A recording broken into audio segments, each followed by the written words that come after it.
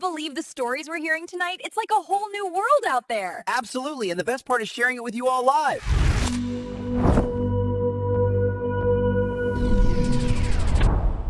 Hello, foodies. Dining out is fun. Unless you have dietary restrictions, you know that feeling. You get the menu, and it should be all excitement. But if you have to avoid certain things, that excitement just, well, it turns right into anxiety. Precisely. And what we're really diving into today is the kind of English you need to use, the vocabulary that takes your order from a simple request to a clear instruction. Yeah, this isn't just about what you'd like to eat. No, this is about protection. For some people, this is absolutely life-saving information. So we've got a really important deep dive for you, because getting a word wrong could mean the difference between a great night out and a trip to the hospital. The stakes are just so high. Our mission today is to follow the story of two diners, Liam and Sophie. And through their experience, you're going to learn the essential terms. Things like allergy alert, dairy-free, and the big one, cross-contamination. Okay, let's set the scene. Liam is at the table, and he looks... You can tell he's a little on edge. He has an EpiPen with him. Which is the universal signal for this is serious. Totally. His nut allergy is life-threatening. And with him is Sophie. She's a confident vegan, but that requires its own kind of, surgical precision when ordering. Mm-hmm. So the waiter comes up, and Liam knows he has to take control of the conversation immediately. He does. He starts right off by saying he has a severe allergy to peanuts and tree nuts. Why is that word severe so important right at the start? Because it triggers a completely different protocol in the kitchen. If you just say, oh, I don't eat nuts, a busy server might just think it's a dislike. A preference. Exactly. But severe allergy flags it as a potential medical emergency. It tells the staff, this is not a choice, this is a physiological threat. It commands a different level of attention. Okay, that makes so much sense. So then he looks at the menu, he asks about the chicken sauté. The golden question. Does the sauce contain peanuts? And this is where that clarity pays off. The waiter immediately confirms, yes, the sauce is made with peanut butter. Wow. Just like that, a potential disaster is avoided. A life saved, really, through simple, direct language. But he keeps going. He's not done. He then asks about the pesto pasta. Now, most people think pesto is just, basil and garlic. A classic trap. Yeah. And the waiter confirms it contains pine nuts, which, of course, are a tree nut. That's such a hidden allergen. They are the biggest danger. The ones that hide in sauces and thickeners. Mm-hmm. Even in the oil something is cooked in. You have to assume they're everywhere until you prove they're not. So Liam finally decides on the grilled salmon. But he adds one more thing. He says the chef must know it's an allergy alert. And this is the part I found interesting. That he can't have even traces of nuts. Yes. He's moved beyond just the ingredients in the dish. He's talking about the whole kitchen process. Right. Exactly. Which is a perfect lead-in to our vocabulary breakdown. But first, let's stick with the story and turn to Sophie, the confident vegan. Okay, so Sophie's turn. She announces, I am vegan. But then she clarifies it. She says, I don't eat any animal products, no meat, no dairy, no eggs. Why add all that if vegan should cover it? Because frankly, a lot of people don't fully understand what vegan entails. They might think it just means no meat. Right. By spelling it out, no dairy, no eggs. She closes any loopholes. She's preventing the most common mistakes before they can even happen. Smart. So the waiter suggests the vegetable risotto, and Sophie, she spots the potential problem right away. She asks, is it made with butter? And does it have Parmesan cheese? She knows the classic recipe. A traditional risotto is loaded with both butter and Parmesan, completely non-vegan. But she knows how to customize. She asks if the chef can make a dairy-free version using olive oil. Mm-hmm. And then she has one more question. I feel like this is the one most people would miss. She confirms the rice is made with vegetable broth, not chicken stock. That is next level awareness, because broth is an invisible ingredient. And that level of specific questioning is what gives the staff the exact instructions they need to get it right. It's so empowering. It really is. What a difference that confidence makes. Okay, let's unpack all that amazing vocabulary we just heard. This is where you can turn their experience into something you can actually use. Let's do it. And hey, if you're finding this deep dive useful, if it's helping make these tricky situations a bit easier, do us a quick favor and subscribe to Straight to English. We're all about making life a little less stressful. Please do. Now let's start with Liam's most important point. The difference between an allergy and a preference. We heard him use words like severe and life-threatening. That's the key, isn't it? It signals an immune response. It does. When a waiter hears allergy, they should be thinking about the visible signs of a reaction. We're not talking about, complex medical terms. Right. We mean things they can see. Swelling of the lips or face, a rash or hives, difficulty breathing, obvious signs of distress.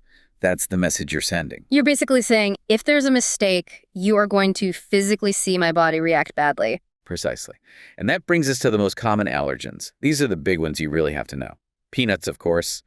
Tree nuts like almonds and walnuts. Shellfish, like shrimp. Eggs, milk, soy, and wheat. Those are sort of the main offenders you need to have on your radar. Got it.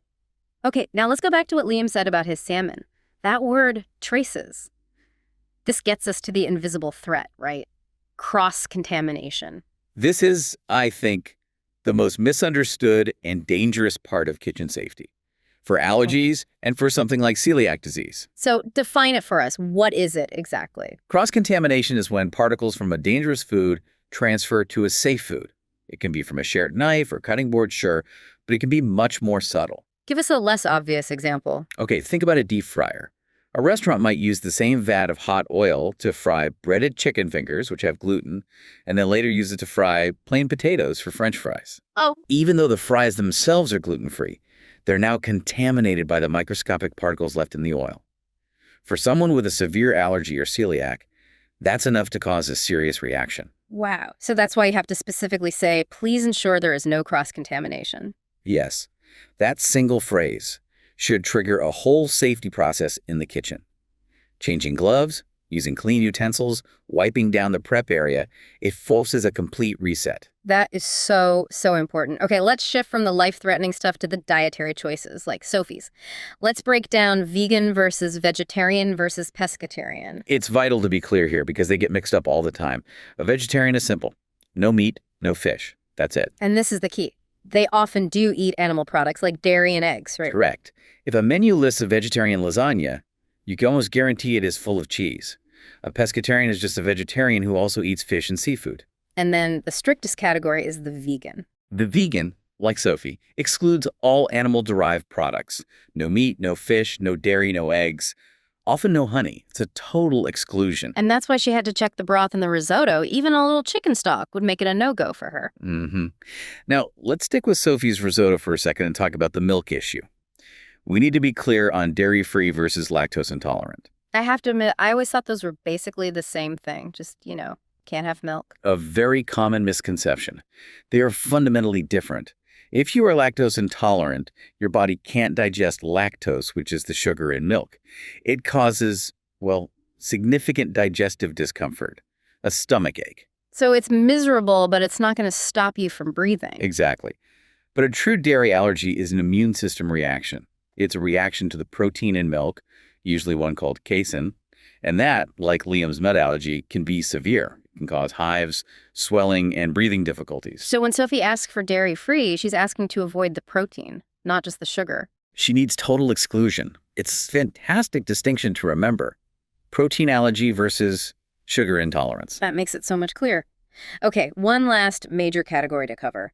Gluten-free or GF? Right. This has become very popular, but we must remember its origin is a serious medical condition, celiac disease. And what is that exactly? It's a severe autoimmune disorder. When a person with celiac eats gluten, that's the protein in wheat, barley, and rye, it actually damages their small intestine. This isn't a sensitivity. It requires absolute 100% avoidance. And just like with nuts, there are sneaky ingredients to watch out for. Oh, absolutely. Many sauces use wheat flour as a thickener, and probably the most surprising one for many people is traditional soy sauce. It's brewed with wheat. No way. Yes. If you need to be truly gluten-free, you must ask for a GF substitute, like tamari. It seems like you have to question everything, but I guess that's the point. That detail is essential. The specificity of your language is what gives you control.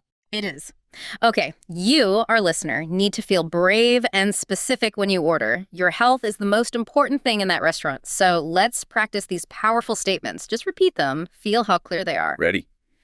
Use your power voice. I have a severe nut allergy. Does this dish contain any dairy? I am vegan. I don't eat meat or eggs. Can you make this gluten-free? Please tell the chef it is an allergy, not a preference. Asa, is the soup made with chicken stock? I cannot have even traces of shellfish. Excellent. And just remember, in the real world, things move fast. A busy waiter might say, "What are you thinking of ordering?" And it sounds more like, "What you thinking of ordering?" Yeah, don't let that speed throw you off. If you start with a strong, clear statement like, I have a severe allergy, you control the pace. They will slow down and listen. And that really wraps up our guide to safe dining. Clarity, confidence, specificity, those are your best tools. Before we go, we always like to leave you with one last thing to think about, a little provocative thought. We've talked about foods you can't eat. But what about foods you are genetically programmed to hate? Yes, this one. Get this. I heard that for about 15% of people, the herb cilantro or coriander genetically tastes like soap. A literal hardwired aversion. It's not a choice. It's in their DNA, their forbidden food. So what's yours? Is there a food you just can't stand no matter what? Think about it. And if you enjoyed this deep dive into essential English, please make sure you subscribe to Straight to English on whatever platform you're using. We would love to have you with us for the next one. Stay safe and keep learning. Thanks for watching. Don't forget to subscribe.